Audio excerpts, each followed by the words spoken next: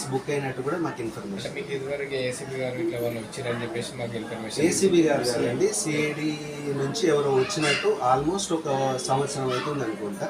ఆ సంవత్సరం క్రితం మన దగ్గరకు వచ్చినప్పుడు వాళ్ళకు కొన్ని సిఎంఆర్ఎఫ్కి సంబంధించిన కొన్ని పత్రాలు తీసుకొచ్చిండ్రు. దానిలో డిశ్చార్జ్ సమ్మరీలలో ఒక 2-3 ఏదో తీసుకొచ్చిండ్రు. ఆ మూడిట్లలో దానిలో ఒకటి జెన్యూన్, నేను నా హ్యాండ్ రైటింగ్, నా సంతకాలు ప్రాపర్గా ఉన్న ఒకటి మాత్రం ఉంది.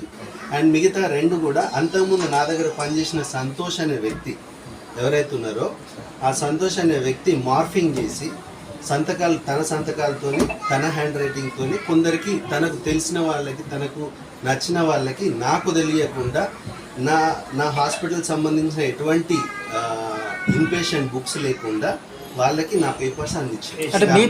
ప్రమేయం లేకుండా ఎందుకు కాదు? ప్రతిది ఇప్పుడు నా దగ్గర ఇంతమంది స్టాఫ్ పని చేస్తున్నారండి. ప్రతి ఒక్కరు ఏందనేది నేను వాళ్ళ చుట్టూ ఏం కెమెరా పెట్టుకొని తిరుగుతలేదు. ఆ విషయం మీద సంతోష్ అనే వ్యక్తి ఇట్లా చేసిందని మీరు ఏమైనా ఫిర్యాదు చేసేది? నా దగ్గర ఆధారం లేదు. అదే ఆధారం సార్, సిఐడి వాళ్ళు ఇచ్చింది నాకు ఆధారం ఇవ్వలేదు. వాళ్ళే జస్ట్ తీసుకొని వచ్చిండ్రు, వాళ్ళే తీసుకెళ్ళిపోయారు. వాళ్ళు ఇప్పుడు ఇది హైదరాబాద్కి వెళ్తారు, సీఎం క్యాంప్ ఆఫీస్కి వెళ్తారు. ఇట్లాంటిది ఒకటి తీసుకొని వచ్చిండ్రు. ఇది మీ దగ్గర కేస్ షీట్ ఉందా లేదా అని చూసిండ్రు.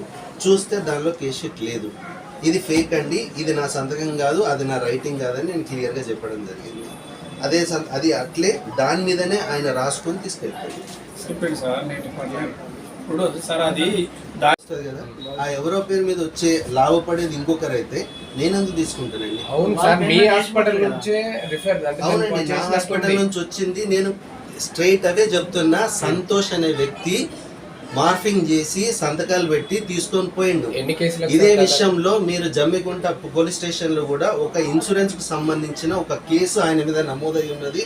నేను కూడా కంప్లైంట్ చేసిన, మీరు కనుక్కోవచ్చు. ఓకే సార్, ఇట్లాంటిది సార్ ఒక విషయానికి ఒక వివరణ చెప్పండి.